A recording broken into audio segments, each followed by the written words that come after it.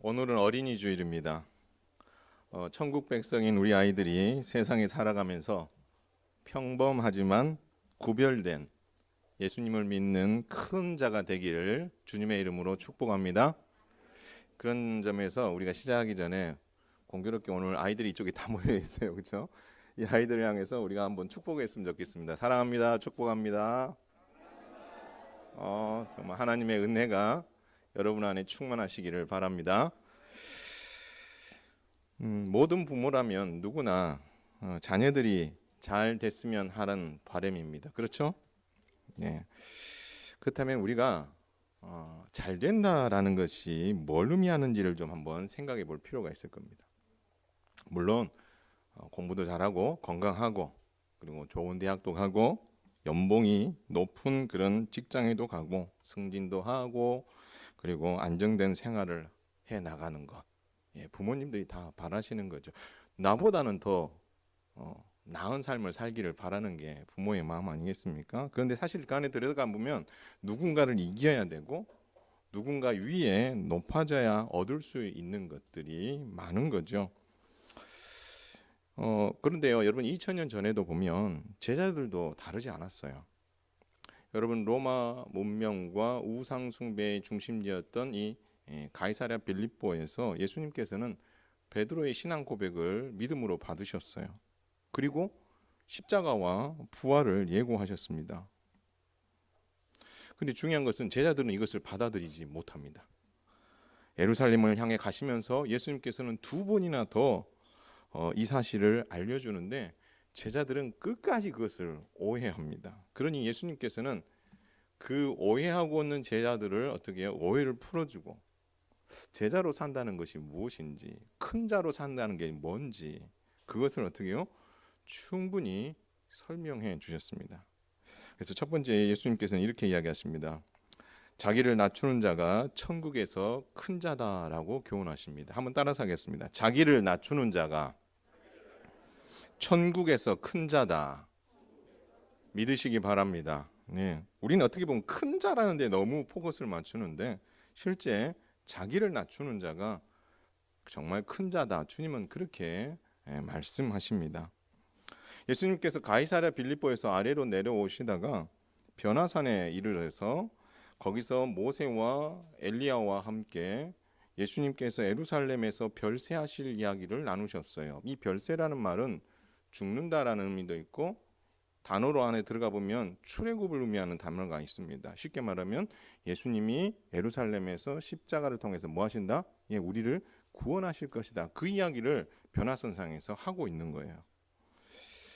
자, 이때에 예수님께서 함께 데리고 올라가셨던 베드로, 야고보, 요한에게 정말 이 이야기들을 제자들에게 그리고 많은 사람들에게 이야기하지 말라라고 함구령을 내립니다.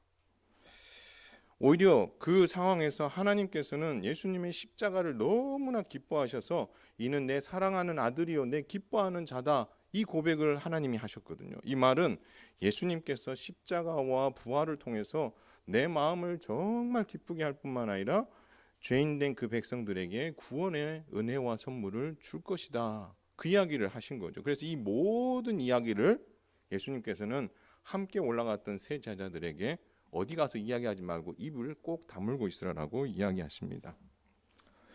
그래서 부활하시기 전까지 그들은 이야기를 하지 않았습니다.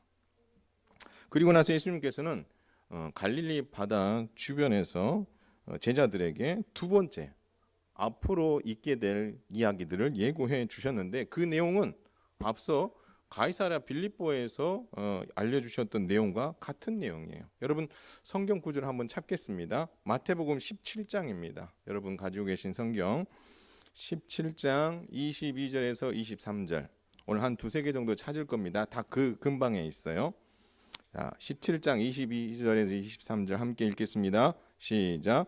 갈릴리에 모일 때에 예수께서 제자들에게 이르시되 인자가 장차 사람들의 손에 넘겨져 죽임을 당하고 제3일에 살아나야 하리라 하시니 제자들이 매우 근심하더라.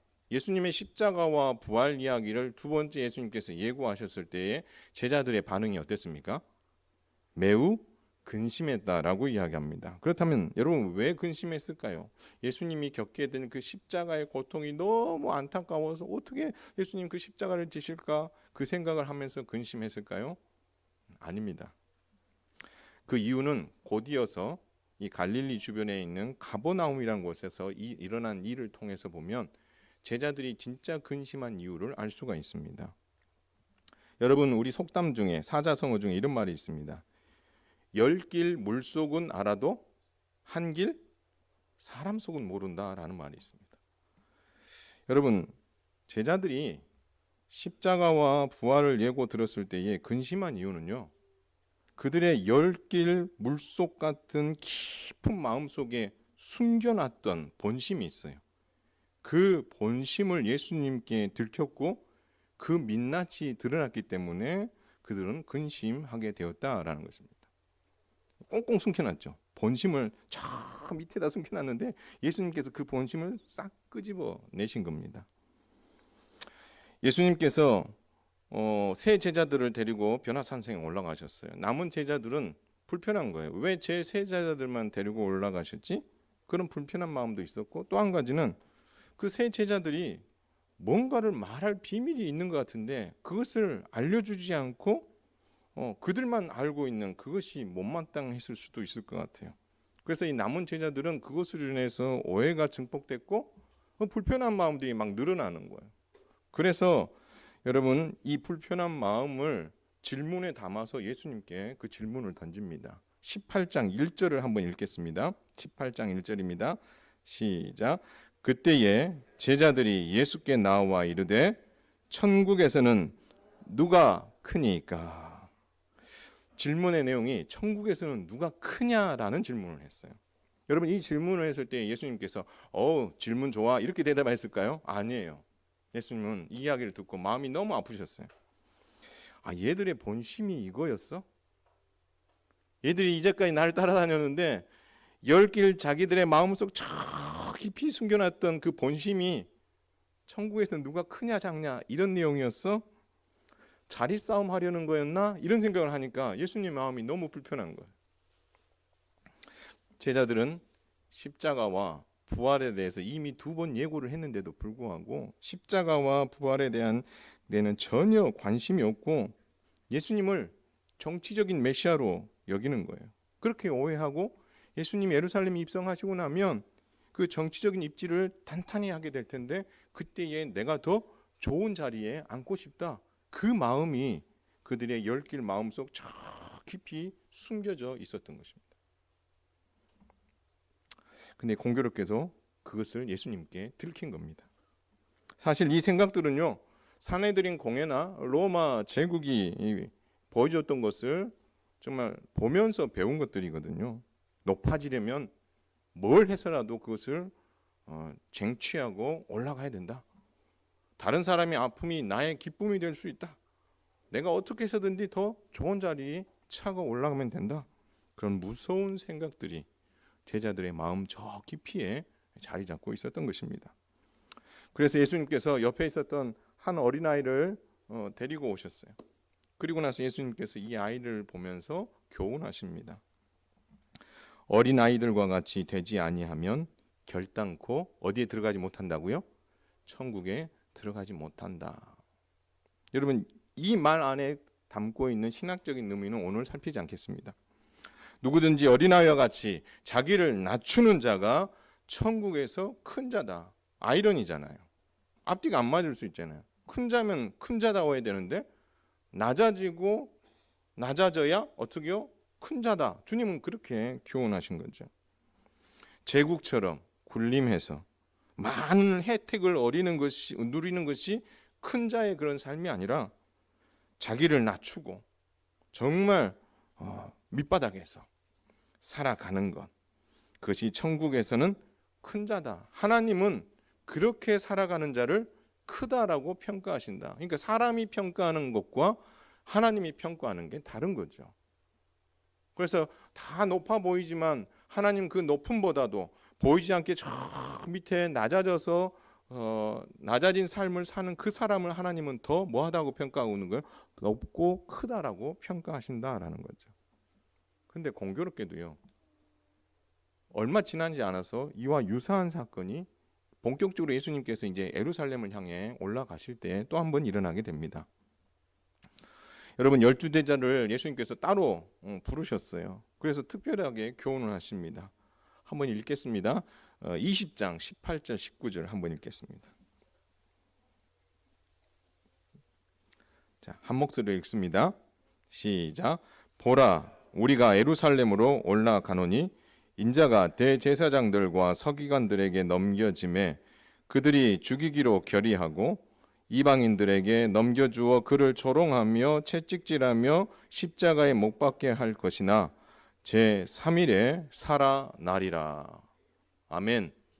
여러분, 예수님께서 세 번째 십자가와 부활에 대한 예고를 하고 계신 거예요. 벌써 세 번째입니다.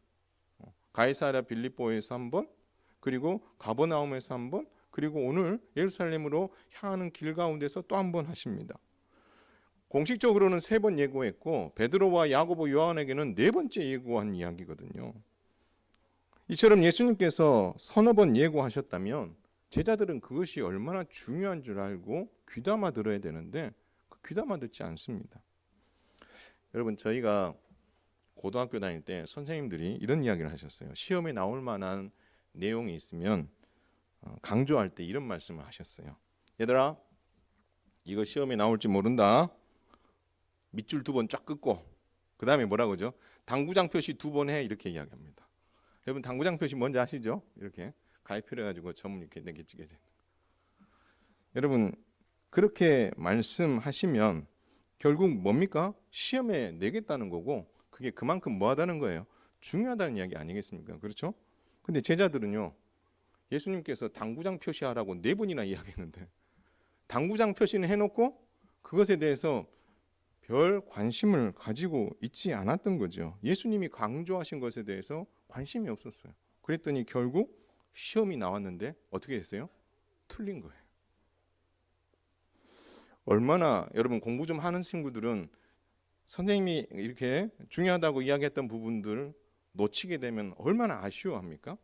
근데 제자들은요, 그 부분에서 전혀 관심이 없었습니다. 사실 이때 제자들의 마음은 콩밭에 가 있었어요. 그리고 곧 그 마음은 예수님께 들통나고 맙니다. 갑자기 예수님 앞에 어느 여자분이 찾아옵니다. 세베대의 아들의 어머니입니다. 어떻게 보면 요즘으로 말하면 최고급 명품 옷을 쫙 입고 그다음에 백을 딱 들고 콧대를 목을 딱 들고 가지고 그냥 뭐 이렇게 그런 모습을 가지고 선생님을 찾아온 거죠. 선생님을 찾아왔어요. 선생님을 찾아왔는데 이때에 세베대의 아들 어머니가 요한과 야고보 자기 두 아들을 데리고 예수님께 찾아와서 뭔가를 요구를 했습니다. 치맛바람을 날린 거예요. 아마 이 어머니가 성경에 나오는 치맛바람의 원조가 아닐까 싶습니다. 치맛바람을 날리면서 예수님께 와서 하시는 말씀이 이 말이에요. 예수님, 주의 나라가 임하게 되면 내 이 두 아들을 하나는 주님의 우편에, 하나는 주님의 좌편에 앉혀주십시오. 그렇게 이야기합니다. 여러분, 예수님 당신이 왕이 되시면 내 아들을 하나는 좌의정에, 하나는 우의정에 앉혀주세요. 이런 말인 거죠. 여러분, 이 이야기를 듣고 있었던 다른 10명의 제자들이 어떤 반응을 보였을 것 같습니까? 축하해. 너는 오른쪽에 앉고 너는 왼쪽에 앉아. 내가 나머지 다른 데 앉을게. 이렇게 이야기했을까요? 아닙니다. 오늘 본문에 보니까 화를 냈다고 이야기합니다. 화를 냈다. 그렇다면 나머지 10명의 제자들이 화를 냈다는 말은 무엇을 의미할까요? 자기도 그 마음이 있었다는 거예요. 자기는 10길 저 마음속 깊이에다 그것을 싹 숨겨놨는데 지금 야고보의 어머니가 와서 예수님께 선수를 친 거죠. 다른 말로 표현하면 요한과 야고보는 엄마 찬스를 쓴 거예요. 엄마 찬스를 써가지고 예수님 앞에 찾아와서 예수님의 좌편과 우편에 앉게 해달라라고 선수를 치고 나머지 제자들은 한 말 늦었으니 화가 나지 않겠습니까? 그 화가 났다는 것은 이 12명의 제자들 모두가 다 자리 싸움에 관심이 있었지 예수님의 십자가와 부활에는 관심이 없었다라는 것입니다. 여러분, 이 모든 민낯을 예수님께서 다 보신 거죠. 그래서 예수님께서 이런 권면을 합니다. 한번 따라서 하겠습니다. 너희 중에 누구든지 크고자 하는 자는 너희를 섬기는 자가 되고, 너희 중에 누구든지 으뜸이 되려는 자는 너희의 종이 되어야 하리라. 할렐루야. 예수님께서 하시는 말씀은 그거예요. 크고자 하면 섬기고, 으뜸이 되려고 하면 종이 되라는 겁니다. 낮아지면 오히려 뭐 하다고요? 더 높아지게 된다. 하나님 그렇게 주님 말씀하십니다. 아니, 이게 어떻게 말이 됩니까? 세상 사람들은 이건 이 얘기를 못하죠. 어떻게 높아졌는데 낮아지고 낮아졌는데 높아질 수 있는지. 천국 백성이 낮아지면 한번 따라서 하겠습니다. 하나님께서 높여주신다. 할렐루야. 하나님이 높여주시는 게 진짜 높여주는 거지, 내가 높여주려고 하는 건 높아지는 것이 아니다라고 주님 말씀하시는 겁니다. 사랑하는 성도 여러분, 오늘 어린이 주일입니다. 우리 어린아이들이 정말 믿음의 큰 거장들, 믿음의 정말 큰 자들이 꼭 될 수 있었으면 좋겠습니다. 인생에게 높아 있어서 높아진다, 낮아진다, 크다, 작다라는 것이 가지는 의미가 뭐냐라는 겁니다. 우리는 높아지고 그리고 커지면 얻는 것도 많고 누릴 것도 많다라고 생각합니다. 맞죠? 더 높은 자리에 올라가고 더 부자가 되고 더 큰 자가 되면 내가 얻는 것도 많고 누릴 것 많은 건 당연하죠. 여러분, 낮아진다는 말, 이 말 안에는 잃는다는 것도 포함될 수 있고 누리지 못한다는 것도 포함되어 있는 거예요. 그래서 여러분, 우리는 어렸을 때부터, 저희 시대 때도 그렇고 지금 아이들 때도 마찬가지고, 우리 아이들을 저 높은 곳을 향하여 계속 올라가도록 그들을 떠밀고 있어요. 저 높은 곳으로 계속 올라가라. 누군가의 친구를 어떻게요?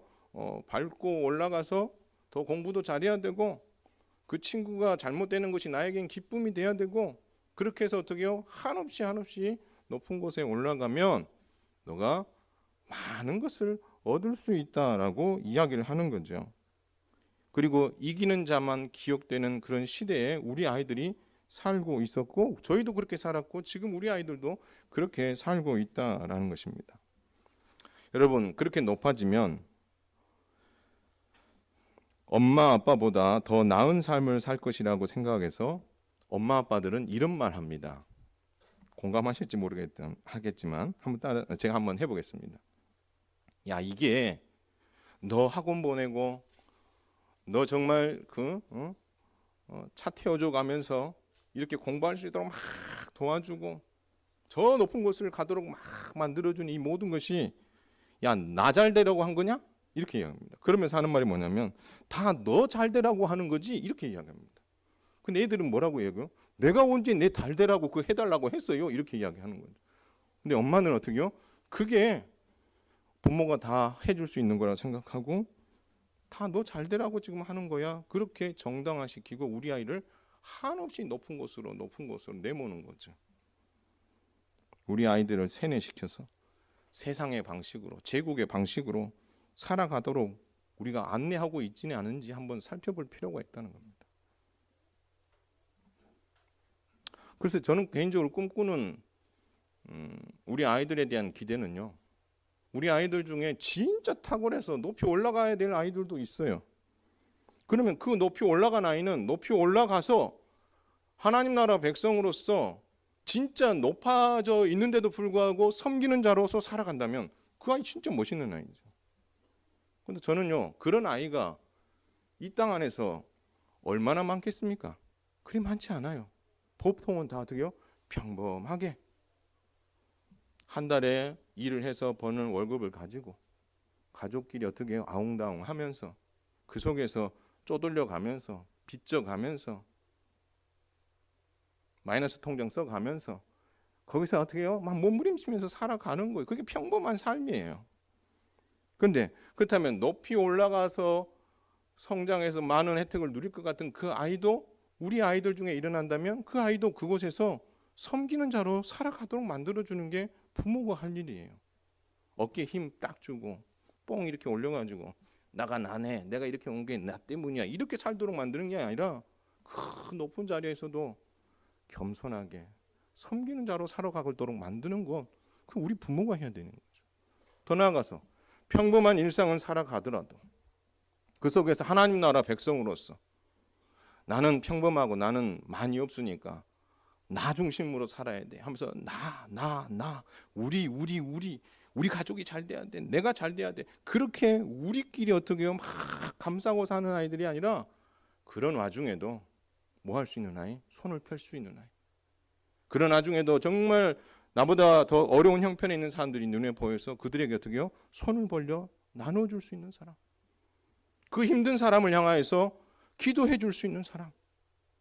그 힘든 사람을 위해서 보이지 않게 뒤에서 물질로든 여러 가지 방법으로 섬길 수 있는 사람. 여러분, 그 사람으로 키워가는 것, 그것이 진짜 우리가 해야 될 어떤 이유일 수도 있어요. 그 몇 명의 진짜 탁월한 아이들을 위해서 우리가 모두가 어떻게 해요? 관심을 갖는 것도 중요하겠지만 정말 보편적인 보통의 사람들이 살아가는 삶 속에서 이렇게 힘든 중에도 섬기며 살아갈 수 있는 낮아지는 삶, 살아갈 수 있도록 도와주는 것, 그것이 우리 부모 세대들이 해야 될 진짜 일인 거죠. 또한 우리 부모 세대들과 우리 현직에 있는 직분자들도 아이들에게 높아지는 삶이 아니라 낮아지는 삶, 섬기는 삶이 무엇인지를 교회에서 잘 보여줬으면 좋겠어요. 그래서 여러분, 지금도 우리가 작년에 그 성탄절 때 우리가 그 발표회 하면서 어떤 한 집사님이 고백했던 게 생각이 났어요. 중직자신데요. 이 자리에 계신 모 권사님을 칭찬해 주셨어요. 우리 배말람 권사님. 그때 칭찬 이렇게 하셨습니다.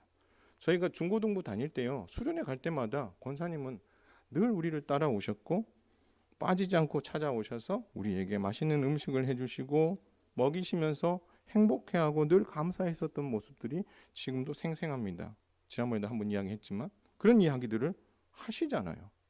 이 말은 돌려서 이야기하면 우리의 믿음의 어르신들이 우리에게 섬기는 삶이 무엇인가를 보여줬기 때문에 우리도 지금 부족하지만 섬기는 자로 설 수 있게 되었습니다. 그 이야기 하고 있는 것 아니겠습니까? 그렇다면 우리가 진짜 우리 후대 아이들에게 어떻게 비춰질지를 한번 생각해 보자라는 거죠.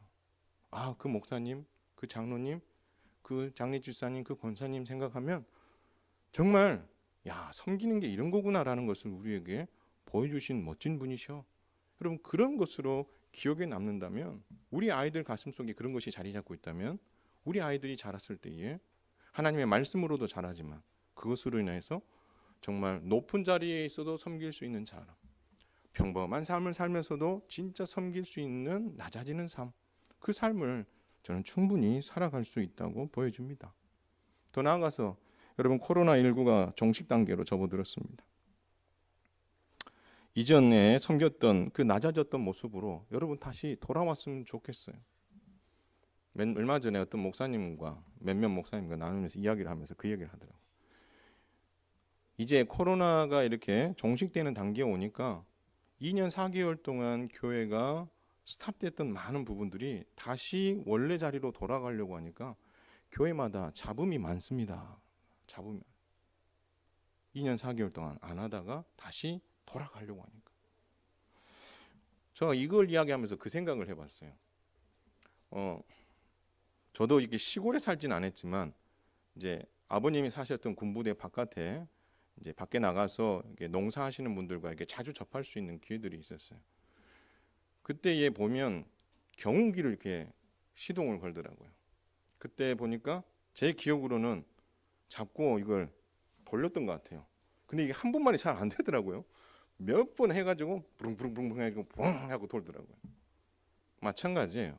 여러분, 코로나19가 2년 4개월 동안 우리가 많은 것을 제재했고 많은 것을 하지 못하게 했고 지극히 당연하다고 생각했던 걸 하지 못하게 만들었던 시간들을 보내면서 어쩌면 이 2년 4개월의 시간이 거기에 우리가 많이 뭐 했어요? 익숙해져 있어요. 그러니까 다시 원래 자리로 돌아가려고 하니까 힘든 거죠. 마치 아까 제가 말씀드렸던 경운기를 어떻게요? 돌릴 때에 한 번에 안 되고 몇 번 막 해가지고 뿌렁하고 시동이 걸리는 것처럼 여러분 다시 우리가 헌신의 자리로 섬김의 자리로 돌아가려면 이 수고를 해야 될 것 같아요. 힘든지만 어떻게요? 시동이 걸릴 때까지 어떻게요? 우리가 수고를 해서라도 다시 그 자리로 돌아가는 게 맞다라는 거죠. 다시 섬김의 자리로, 다시 낮아짐의 자리로 우리 다 같이 한번 돌아갔으면 좋겠어요. 그래서 섬기는 것이 이제 돈으로 모든 것이 다 되는 시대가 아니라 그럼에도 불구하고 주께서 세우신 교회와 성도를 섬기는 그 자리에 내가 있다는 것에 감사하며 섬길 수 있다면 참 좋겠고 우리 아이들이 그것을 본다면 정말 좋은 여러분보다도 더한 좋은 섬기는 사람으로 자랄 수 있으리라고 믿습니다. 마지막으로 예수님께서는 십자가까지 낮아져 섬김과 큰 자의 본을 보여주신다고 교훈하십니다. 엄마 찬스를 잘 활용한 요한과 야고보에게 선수를 뺏긴 것 때문에 화가 난 제자들에게 예수님께서는 교훈하십니다. 낮아지는 삶, 섬기는 삶을 살라는 거죠. 왜냐하면 이유가 중요한 거예요. 한번 따라서 하겠습니다. 내가 섬기러 왔기 때문이다. 할렐루야. 예수님이 섬기러 왔기 때문이다라고 그 이유를 이야기하는 거예요. 예수님께서는 낮아지는 삶의 본이 되신 줄 믿으시기를 바랍니다. 여러분 20장 28절을 한번 읽겠습니다. 다 같이 시작. 인자가 온 것은 섬김을 받으려 함이 아니라 도리어 섬기려 하고 자기 목숨을 많은 사람의 대속물로 주려 함이니라. 여러분 실제 바울은 빌립보서에서 이렇게 이야기합니다. 예수님께서는 종의 형체로 사람의 모양으로 이 땅에 오셨다. 이것을 낮아졌다라고 표현합니다. 그런데 이 여기까지 사람이 된 것도 낮아지신 건데 여기서 멈추지 않으시고 더 낮아지셨다라고 이야기합니다. 뭐라고 이야기합니까? 자기를 십자가에 죽기까지 낮추시고 복종하셨다라고 말씀하고 있는 것입니다. 철저하게 낮아지신 거죠. 어정쩡하게 낮아지신 것이 아니라 사람의 모습으로 오신 것도 낮아지신 건데 거기서 십자가에까지 죽으시는 그 낮아지심으로 낮아지는 삶이 무엇인지 주님은 우리에게 충분히 보여주신 거죠. 그랬더니 중요한 게 그 다음이에요. 하나님께서 예수 그리스도를 지극히 높여 모든 이름 위에 뛰어난 이름을 주신 줄 믿으시길 바랍니다. 그렇게 철저하게 낮아지시니까 누가 높이시는 거예요? 하나님이 높이시는 거예요. 나 좀 알아주세요. 나 이런 사람입니다. 라고 섬기는 것이 아니라 보이는 듯 안 보이는 듯 낮아져서 섬기는 그 섬김을 감당할 때에 애들 앞에 나가서 누구한테 가서 나 이번 주에 이렇게 교회를 섬겼습니다. 자랑하지 않아도 하나님께서 그를 반드시 뭐 해주신다는 거예요? 높여주신다는 거예요.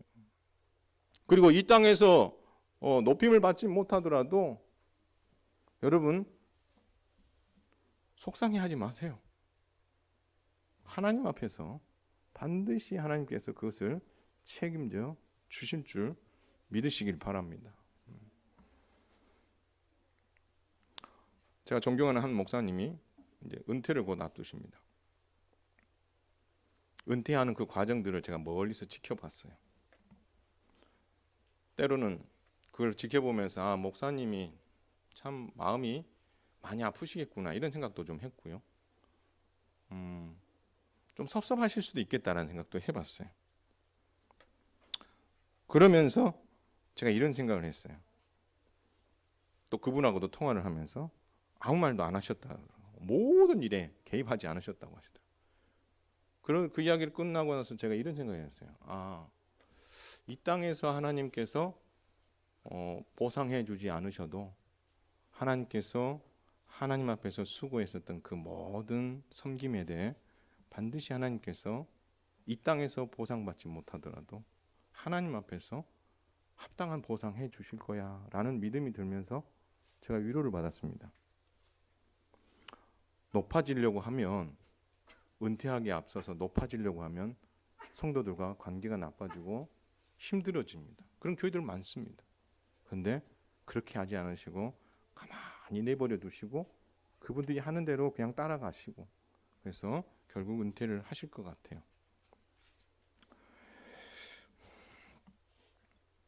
만약 내가 이 교회를 세운 지가 38년인데 이거 이야기하면서 나오기 시작하면 교회는 시끄러워지는 거죠.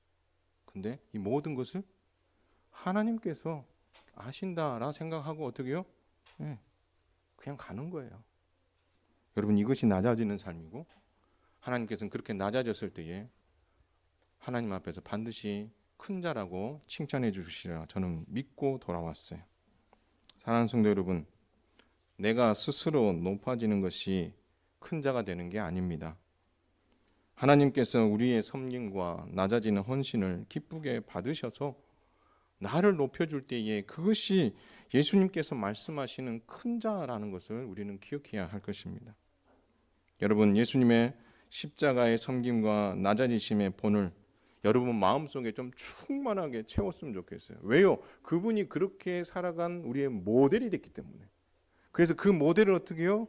모델 되신 그분을 여러분 마음속에 좀 충만히 말씀을 읽고 기도하면서 채우시고 그렇게 섬겨 보십시오. 비굴하게 낮아지라는 게 아니에요. 비굴하게 낮아지는 것이 아니라 진정한 섬김으로 낮아져 당당하게 살아가면 하나님께서 거기에 대해서 반드시 높여 주실 것입니다. 그 낮아지는 섬김이 여러분을 통해서 여기 앉아있는 이 다음 세대에게 흘러감으로 말미암아 섬기는 자가 하나님 앞에서 큰 자고 천국에서 큰 자라는 그 놀라운 비밀을 우리 아이들이 어렸을 때부터 알므로 우리보다도 더 천국에서 큰 자로 살아갈 수 있는 기적이 일어날 수 있기를 주님의 이름으로 축원을 드립니다.